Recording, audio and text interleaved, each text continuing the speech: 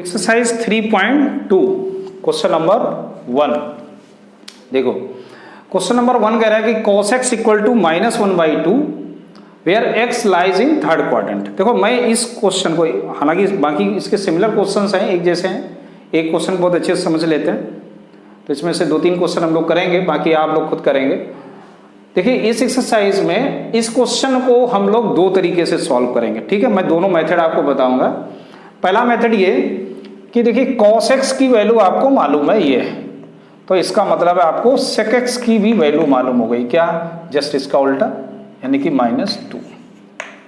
ठीक, बात कर रहा है कि लाइज इन थर्ड क्वाड्रेंट, ये बहुत इंपॉर्टेंट है। थर्ड क्वाड्रेंट कहां होगा? यहां पर आएगा।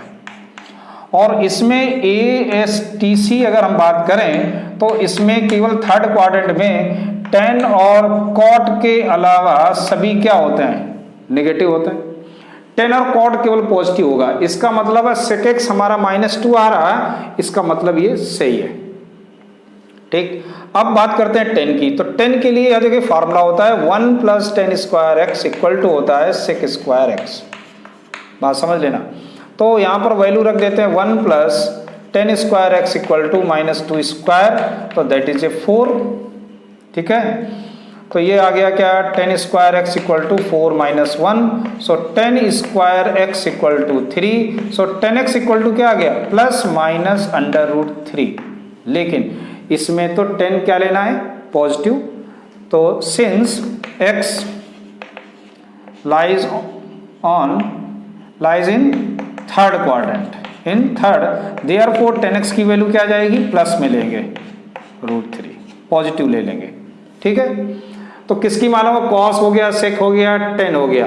अब cot की बात करेंगे तो cot x क्या हो जाएगा? 1/tan x हो जाएगा, यानी कि ये क्या जाएगा? 1/√3, ये भी पॉजिटिव रहेगा। अब कौन सा बचा? साइन हो गया, cos और साइन बचा आपका। देखिए sign square x plus cos square x क्या होता है? 1। तो यहां पर अगर हम बात करें sine square x plus cos square x क्या हो जाएगा? ये 1/4 equal to 1। Therefore sine square x equal to 1 - 1/4, that is 3/4। So sine square x equal to 3/4, तो साइन x इक्वल टू ±√3/2। अब देखो प्लस माइनस हमने लिखा, लेकिन थर्ड क्वाड्रेंट में साइन क्या होता है? Negative. So therefore sine x equal to -√3/2। Why? Since x lies in third quadrant, क्योंकि x कहाँ लाई कर रहा है? थर्ड क्वाड्रेंट में, इसलिए साइन x की वैल्यू ये आ गई। साइन मालूम हो गया तो cosec भी आ गया। cosec x क्या आ जाएगा? -2/√3, साइन का उल्टा होता है। तो सभी वैल्यू आ गई, cos की, sec की, tan की, cot की, sec और साइन की और cosec की। अब ये एक मेथड हुआ कि हम यूजिंग द आइडेंटिटी, जो हमने 10th क्लास में आइडेंटिटी पढ़ी थी, उसके अकॉर्डिंग तो हम लोग इसको सॉल्व किए। लेकिन एक दूसरा मेथड अगर हम बात करें तो वो ट्रायंगल बना के करना है। माइनस साइन को आप इसे यहाँ पर निगलेक्ट कर देंगे और ये आपका हो गया x a b c। समझना जरा, cos क्या होता है? cos x की अगर बात करें, cos होता है base upon hypotenuse, base upon hypotenuse. तो यहाँ बेस क्या हो जाएगा? 1 और हाइपोटेनस क्या हो जाएगा? 2। तो perpendicular using the Pythagoras theorem क्या आ जाएगा? √3। पाइथागोरस थ्योरम यूज करके हम लोग लिख सकते। अब क्या करना है? आपको सारी वैल्यूज लिख देना है। कैसे? देखो साइन x क्या होता है, पहले आप वैल्यू रख दी। साइन क्या होता है? Perpendicular upon hypotenuse, √3/2। cos x क्या होता है? वो आपको दिया गया था, 1/2। tan x क्या होता है? √3/1, यानी कि √3। cot x क्या होता है? cot x अपोजिट हो जाएगा, 1/√3। फिर sec x क्या होगा? sec x की बात करेंगे तो cos का उल्टा हो जाएगा, ये 2 आ जाएगा। और cosec x क्या होगा? साइन का उल्टा 2/√। ऐसे आप सबसे पहले क्या कर लोगे? सबकी वैल्यू लिख ली। ठीक, अब देखो ये थर्ड क्वाड्रेंट में लाई कर रहा है, x थर्ड में कर रहा है, तो tan और cot को छोड़ दीजिए, बाकी सब क्या होंगे? नेगेटिव। सबसे सिंपल तरीके से ये ऐसे आप कर सकते हो। ठीक, बात आई समझ में? तो ऐसे आपका एक क्वेश्चन हो गया। चलिए एक क्वेश्चन और करते हैं हम लोग। और देखो कैसे करना है। क्वेश्चन नंबर 4 भी सिमिलर है। आप क्या करेंगे, एक ट्रायंगल बना लेंगे और BC ये हो गया x, और सेक थीटा क्या होता है, बेस अपॉन हाइपोटेनस। तो बेस अपॉन हाइपोटेनस नहीं, हाइपोटेनस अपॉन बेस होता है, वो कॉस का उल्टा होता है। तो ये क्या आ जाएगा 12। ठीक, अब सबकी वैल्यू निकाल लो। साइन x क्या होगा, परपेंडिकुलर अपॉन हाइपोटेनस। कॉस क्या होगा, base upon hypotenuse. tan x क्या बन जाएगा, 12 अपॉन 5 यानी perpendicular upon base. Cot x क्या होगा, 10 का अपोजिट हो जाएगा 5/12। कॉट के बाद किसकी वैल्यू आती है, सेक x की। सेक क्या होता है 13 अपॉन 5 हो जाएगा, कॉस का उल्टा हो जाएगा। तो सबसे पहले बहुत ही सिंपल क्वेश्चन है। देखिए इस एक्सरसाइज में जो मेन था आपका, वो एक्सरसाइज में तो बहुत ही सिंपल क्वेश्चन है ना, लेकिन मेन जो आपके थे वो फर्स्ट और सेकंड वीडियो थे जिसमें आपने पूरा डिटेल समझा था, ग्राफ वगैरह। अब ये कहाँ कर लाई कर रहा है, फोर्थ क्वाड्रेंट में कर रहा है। देखिए फोर्थ क्वाड्रेंट में केवल कॉस और सेक पॉजिटिव होता है, बाकी सब निगेटिव होते हैं। तो डायरेक्ट कर दीजिए इनको, माइनस कॉस को और सेक को, बाकी सभी निगेटिव, तो ये आंसर हो जाएगा आपका। ठीक है, अब देखिए क्वेश्चन नंबर 6 की बात करें। देखो क्वेश्चन नंबर 6 में आपको वैल्यूज पता करने हैं, ठीक है ना। जैसे पहला क्वेश्चन है साइन हियर, हाँ साइन 765, साइन 765। अब देखिए यहाँ ये 765, जबकि हमने जो पढ़ा है वो तो केवल एक सर्किल पढ़ा और इसकी वैल्यू यहाँ से शुरू हुई 0 से और कहाँ तक आई, 2 पाई तक आई। ये पूरा कितना होता है, 2 पाई होता है, लेकिन ये तो 2 पाई से ऊपर निकल गया। ठीक, तो पहले तो हम एक चीज समझ लेते हैं, ये पीरियड किसका होता है। देखो साइन में जो पीरियड होता है, साइन का पीरियड होता है 0 से, साइन का जो पीरियड होता है वो 0 से 2 पाई के बीच में होता है। यानी कि जब ये राउंड लगा के पूरा आएगा, तो जब ये 2 पाई पे आएगा तो भी अपनी ओरिजिनल पोजीशन को पाता है। तो इसलिए इसका जो पीरियड हुआ वो 2 पाई इंटू एन हुआ, यानी कि ये क्या बन जाएगा, साइन थीटा। समझ लीजिएगा, साइन में पूरा कंप्लीट एंगल, यानी कि जैसे आपका पार्टिकल ये मूव करेगा, इस तरह से मूव करेगा, तो ओरिजिनल पोजीशन पर कब मिलेगा, 2 पाई पे आके आएगा, सेम पोजीशन पर। सिमिलरली अगर हम कॉस की बात करें तो वो भी 2n पाई पे आके अपना कंप्लीट एक सर्किल पूरा करता है, कंप्लीट एक पीरियड कंप्लीट करता है। इसलिए cos 2n pi plus theta क्या हो जाता है, cos थीटा हो जाता है, क्योंकि फिर से वो ओरिजिनल पोजीशन पे आ जाता है, जैसा था वैसे ही आ गया। सिमिलरली हम लोग सेक की बात करते हैं, ठीक है ना। सेक में भी पूरा जो एक पीरियड होता है वो 2 पाई का होता है, वो भी पूरा कंप्लीट करता है, इसलिए वो भी क्या होगा, सेक थीटा होगा। और कोसेक थीटा में भी वो कंप्लीट करता है क्या, पूरा एक सर्किल 2 पाई कंप्लीट करता है, इसलिए ये भी क्या हो जाएगा, कोसेक थीटा हो जाएगा। लेकिन ये 4 तो एक कंडीशन में रहते हैं, लेकिन जो tan थीटा होता है वो उसका जो पीरियड होता है वो 0 से पाई के बीच में होता है। आप ग्राफ में देखो ना, तो ग्राफ में देखोगे तो मिल जाएगा, तो वो होता है n पाई प्लस थीटा होता है। तो ये क्या आ जाएगा, tan थीटा आ जाएगा। और कॉट भी जो होता है ना, वो भी अपना period n pi plus theta में कंप्लीट करता है, यानी उसका भी पीरियड 0 से पाई के बीच में होगा, कॉट थीटा होगा। आपने ग्राफ देखा होगा, तो जैसे ग्राफ में हम लोगों ने बनाया था कि भाई 0 है और ये π/2 है और ये पाई है, ये 3 π/2 है और ये 2 पाई है, ऐसे बनाया था ना।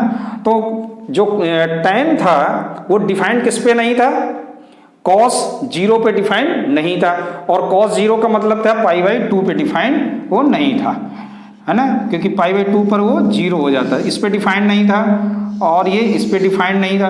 तो अब इसका जो हम लोगों ने ग्राफ बनाया था वो किस तरीके का बनाया था, कुछ याद है? देखो इस तरह से बनाया था हम लोगों ने कुछ, है ना, कुछ ऐसे बनाया था हम लोगों ने ग्राफ, ये बनाया था। अब देखो यहां से देखो पोजीशन इसकी, ये 0 है और ये फिर से मुझे सेम ग्राफ कहाँ मिल रहा है, पाई पे मिल रहा है। देखो 0 से, देखो ये सेम ग्राफ है 0 पर, और सेम ग्राफ आपको कहाँ मिल रहा है, सेम पोजीशन आपको यहाँ बंद कर लें तब भी ऐसा लगेगा यही है, तो 0 से पाई पे मिल रहा है, ठीक है ना, बात समझ में। और सिमिलरली अगर हम कॉट का बनाए ना, तो कॉट का भी कुछ, कॉट का कुछ ऐसे चलता है, ऐसे चलता है। तो वो भी क्या करता है, उसमें क्या होता है स्पेल, कुछ इस तरह से चलता है स्पेल उसका, दूसरी तरीके से देख लो एक बार। तो ये tan का समझ में आ गया। अब देखो cot का क्या होता है, cot के लिए ये हो गया π/2, ये हो गया पाई, ये हो गया 3π/2, ये हो गया 2π, ठीक है ना। अब cot किस पे डिफाइंड नहीं होता है, cot डिफाइंड नहीं होता है साइन 0 पर, ठीक है ना। और साइन 0 एक तो 0 पर डिफाइंड नहीं होगा, दूसरा पाई पर नहीं होगा डिफाइंड, इस पे डिफाइंड नहीं होगा, इस पे डिफाइंड नहीं होगा। तो फिर ये इसका ग्राफ कैसे बना, कुछ यूं आया, कुछ ऐसे निकल गया, ठीक है। यहाँ से चला कुछ ग्राफ, कुछ ऐसे ऐसे निकल गया। तो सेम ग्राफ आपको कब मिला, देखो 0 से पाई, इसका भी यही है। यहाँ देखो 0 से पाई के बीच में, यहाँ से देखो 0 से ये पाई से फिर 2π के बीच में। तो ये आप देख रहे हैं ना, ये सेम एक पीरियड को कंप्लीट कर रहा है। इसलिए कॉट में क्या होगा, nπ + थीटा = cot थीटा रहेगा, tan में nπ + थीटा tan थीटा रहता है। इस तरह से हम लोग कंप्लीट कर लेते हैं। तो ये तो था लॉजिक समझाने के लिए। वैसे तो आपको करना है तो मैं बता दूंगा दूसरी तरीके से, जिसमें इसको आपको याद ही नहीं रखना। अब देखो इसको कैसे हम लोग सॉल्व करें। तो ये इसको पहले हम लोग चेंज करते हैं, कैसे, यहाँ डायरेक्ट एंगल दे दिया गया डिग्री में, तो आप डिग्री में ही रख सकते हैं या रेडियन में भी चेंज करके कर सकते हैं। मैं डिग्री से ही सॉल्व करता हूँ, क्योंकि ये 360 से ऊपर जा रहा है तो मुझे पता करना होगा कितना ऊपर होगा। तो 1 टाइम से डिवाइड हो रहा है 360 का, तो कितना आ जाएगा, ये 0, ये 2 टाइम्स हो रहा है, सॉरी ये तो 2 टाइम्स हो रहा है, 720 आ गया। तो यहाँ 5 आ गया, 45। तो अब हम लोग इसको क्या लिख सकते हैं, हम लोग इसको ऐसे लिख सकते हैं, साइन 360 × 2 + 45 लिख सकते हैं ना, ऐसे ध्यान से देखो। तो यहां पे आ गया 360 डिग्री में चल रहा है ना, तो 360 × 2 का मतलब है कि जो पार्टिकल मूव कर रहा था वो यहां से लेके एक चक्कर कंप्लीट करेगा, फिर वो एक चक्कर कंप्लीट करेगा और फिर आगे 45 पे रुक जाएगा। यानी ये एंगल पूछ रहा है आपसे। 2 राउंड लगाने के बाद ये 2 राउंड कंप्लीट हो गए, उसके 2 पीरियड उसने कंप्लीट कर लिए अपने, और उसके बाद प्लस 45। तो यहां पर ये फार्मूला लगा sin 2nπ, यानी 2 राउंड, यानी कि 2 × 2π है, n की जगह क्या है यहाँ पर, समझ गए ना, इंटीजर्स है। तो इसकी वैल्यू क्या आ जाएगी, sin 45, और sin 45 की वैल्यू 1/√2। बात आ रही समझ में, ठीक। अब देखो एक और क्वेश्चन लेते हैं, दूसरा क्वेश्चन एक लेते हैं। So please pause the video, noted it. देखो क्वेश्चन नंबर 7 में कह रहा है cosec -1410। अब देखो इसमें माइनस है साइन, ठीक है ना। तो सबसे पहले काम क्या होगा, इस माइनस को यहां से हटाना है।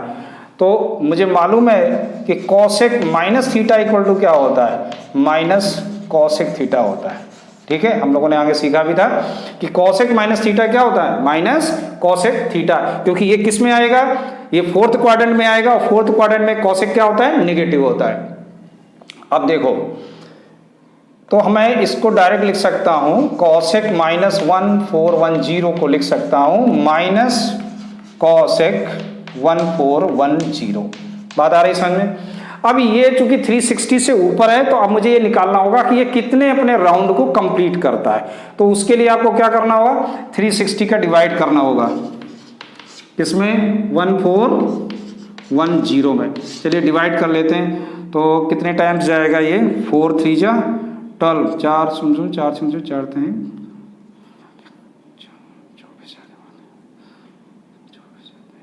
12 और 2 14, नहीं 4, ये 3 टाइम्स जाएगा ना, ठीक। 3 18 3 9 10, तो 0, और ये कितना आ जाएगा 3, और यहाँ आ जाएगा 3, ठीक।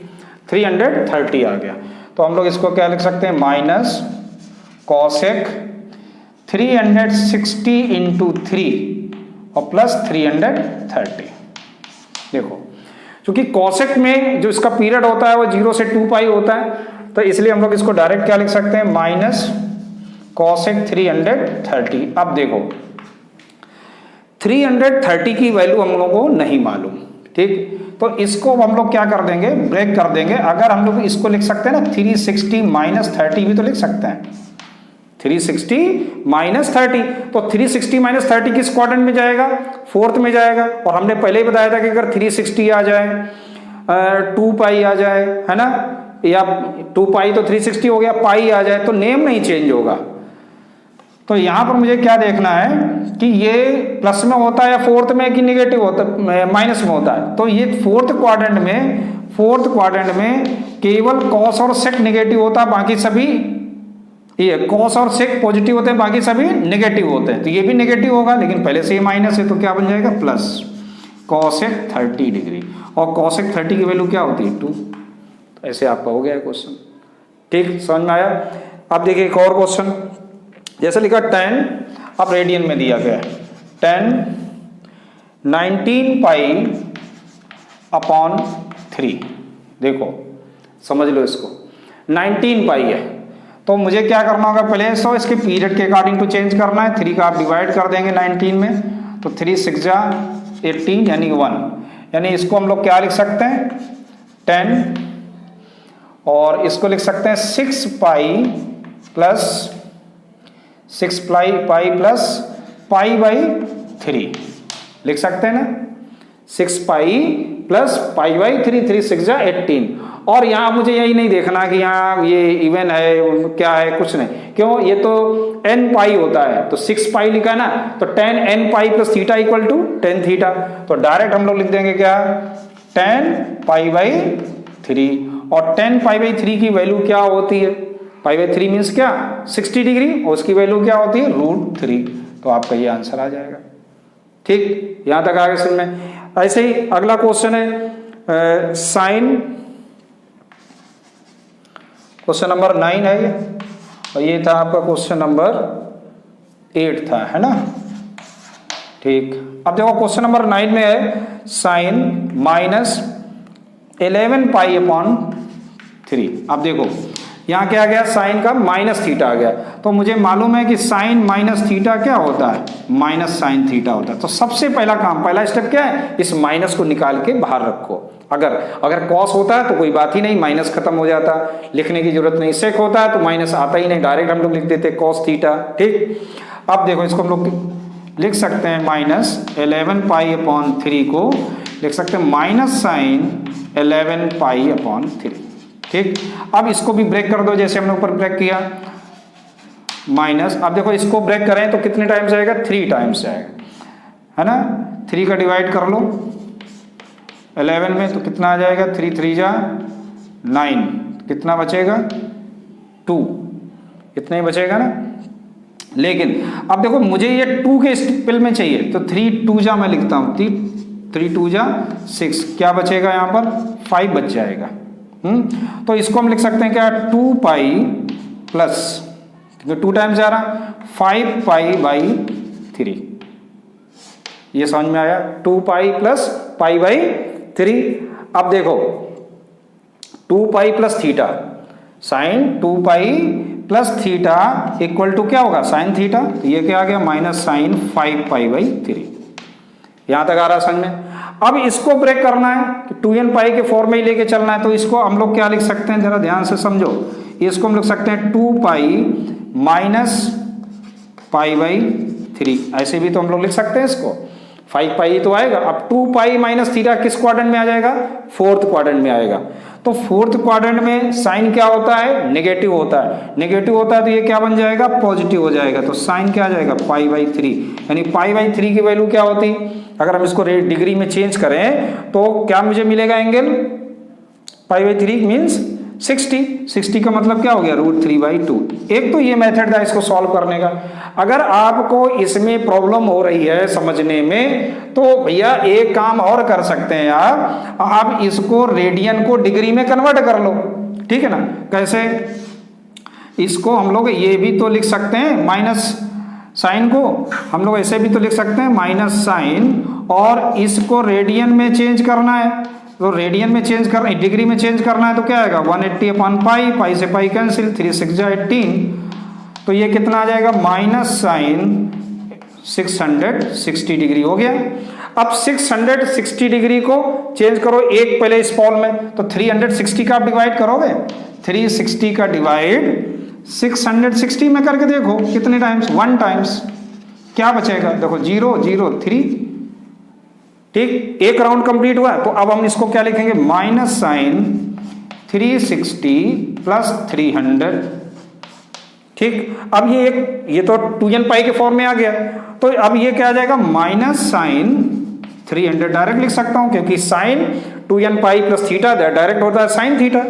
300 हो गया। अब 300 को हमने फिर ब्रेक कर दिया, जो सबसे क्लोज है, तो क्लोज यहाँ इसको कौन मिल रहा है, 360 माइनस 60 मिल रहा है। और ये क्या आ जाएगा, अब ये बन गया ना फोर्थ क्वाड्रेंट में, तो ये क्या आ जाएगा, फोर्थ क्वाड्रेंट में साइन क्या होता है, साइन नेगेटिव होता है, यहाँ माइनस है पहले से, तो क्या आ जाएगा प्लस का साइन 60, और साइन 60 की वैल्यू क्या होती है, √3/2। तो ऐसे भी आप कर सकते हो। बात आ रही समझ में, ठीक, ये चीज क्लियर हुई।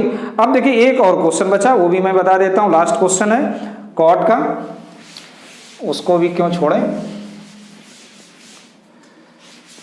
बाकी यहाँ ऊपर वाले जो पार्ट हैं वो आप जो मैंने छोड़ दिए वो अपने आप करेंगे, वो सब सिमिलर थे और सिंपल क्वेश्चन थे। तो देखो कॉट,